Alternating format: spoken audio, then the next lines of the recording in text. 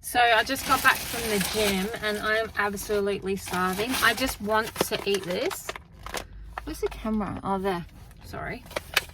But I have to wait.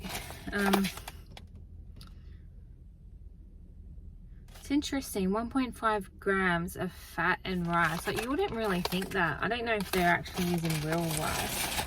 So I grabbed this because mango right now is just... Well, you know what, mango, I grew up in Queensland, mango's always been my favourite thing. I brought these, which I don't have a can opener.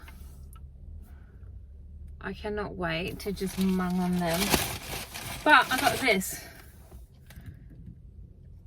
which my body is, like, today was meant to be a sugar fast day. So yesterday okay, we'll go back to the start. So I had my day 1, day 2, I did the sugar fast.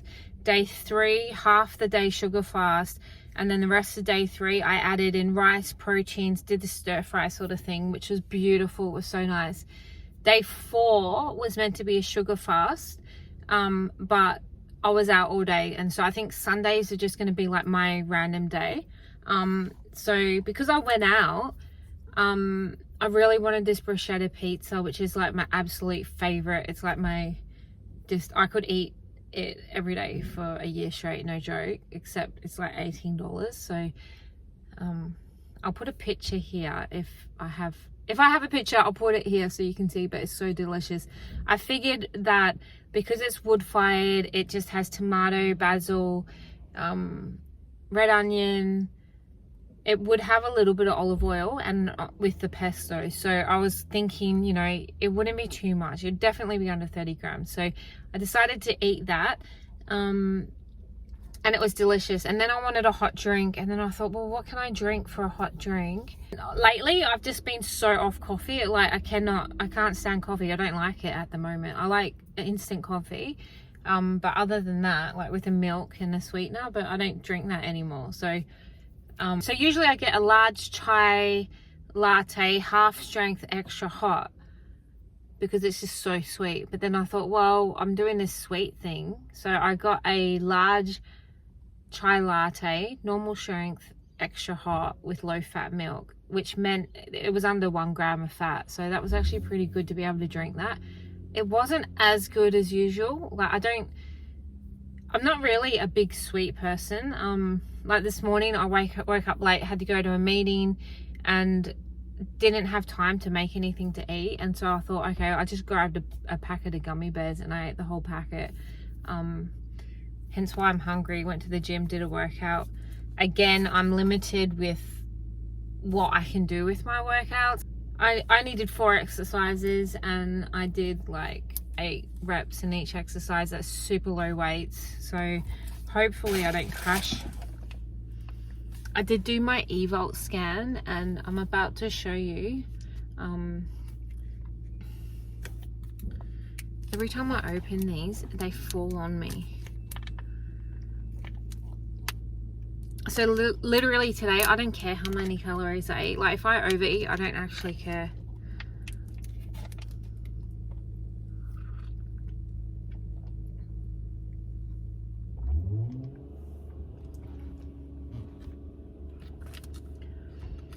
Move it out, love.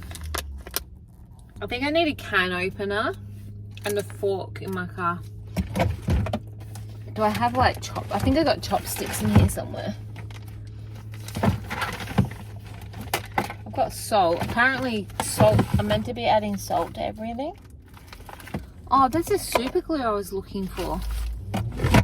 I went to the gym and I forgot to have caffeine before I went, so I ended up getting a Red Bull, a tropical Red Bull.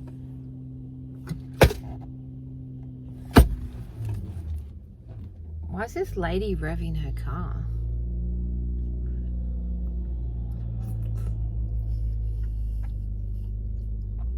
Probably needs warming up before it conks out or something. Good old Magners.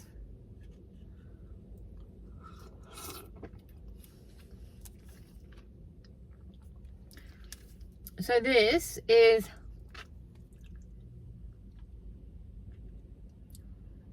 it's interesting. Why do they put citric acid in everything? It's an acidity regulator. If you actually read it, it tells you. Doesn't make sense though. If you're thinking about alkaline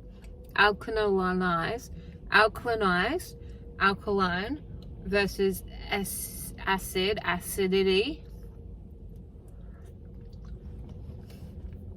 maybe it's the environment it's trying to keep. It's trying to keep an acidic environment for it to thrive.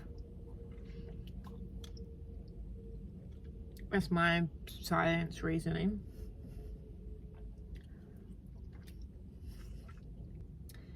Oh yeah, I was going to look at the calories. What are they? Energy. Per 100 grams, so that's 201 kilojoules, and this is 695. So if we were to say 700 grams and 200 kilojoules per 100, so we times, oh my gosh, my math's so bad. Oh my gosh, now I feel like I'm put on the spot. 100 grams, 200 kilojoules. Oh my gosh, now I feel like an idiot.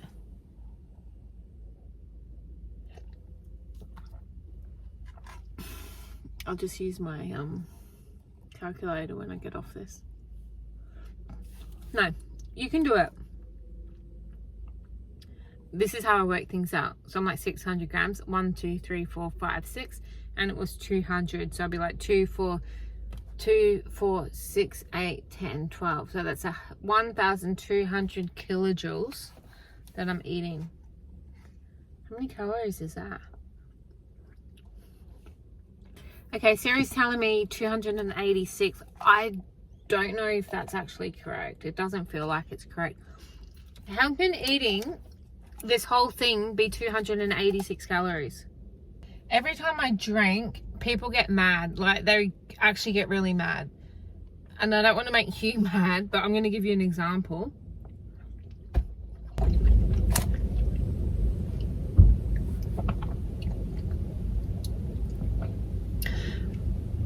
I don't know if you heard that, but I think it's because I don't have tonsils and I have a super small throat. I've actually got sleep apnea, and they said your throat is so scarred that your sleep apnea is caused by that, and we can't remove it because it's scar tissue, and maybe that's why I make weird noises.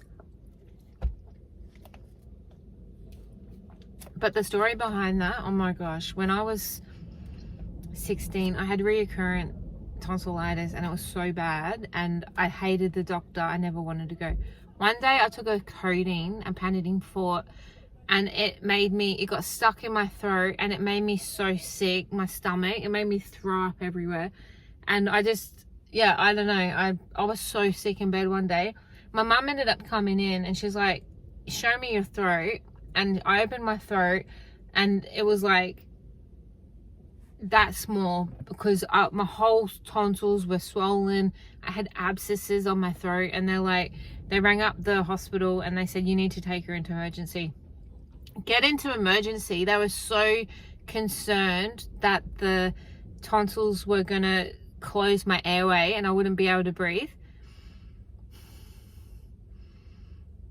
I was just thinking, if my airway was closed in my throat, I'd still be able to breathe through my nose. But then I was thinking, I think my breath goes there anyway.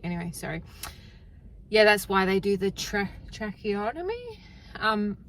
Long story short, I don't know if you've ever had a sore throat. Like, the minute anything touches it hurts. Like, it's horrendous. It hurts so bad.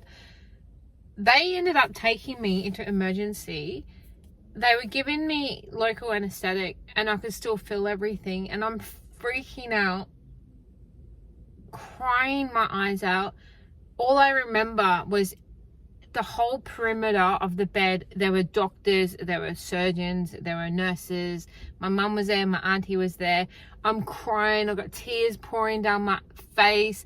They've pinned me down and holding me open, holding my mouth open, so they could get a scalpel and cut the abscess to drain it, to save my life so I could breathe.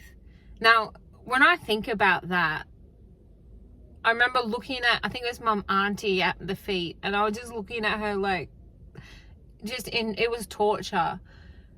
When I look back at that, like, I think there could have been a better way they've done that. And ever since that moment, you know, I never knew I was autistic, and it makes sense, just the violation of just the process of the way that people would do things, like the way, just the violation of being held down, being touched, being, you know, I just remember so many other medical situations that have happened, and they've been quite traumatizing. And coming back and looking at it, I'm like, was it traumatizing because of the actual thing that was happening? Yes, probably.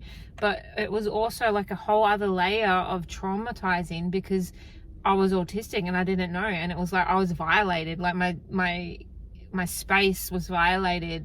I can't explain it, but it's like, in order for you to come to me and to, you know, and to receive touch or to be touched, there's like a process that needs to happen, whether that looks like the degree of relationship we have, or whether that's a conversation that needs to happen, or,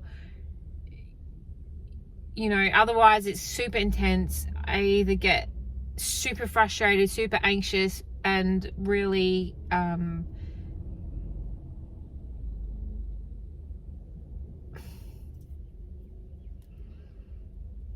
sometimes I laugh, like I can't stop laughing because I'm so frustrated, I want to cry. Anyway,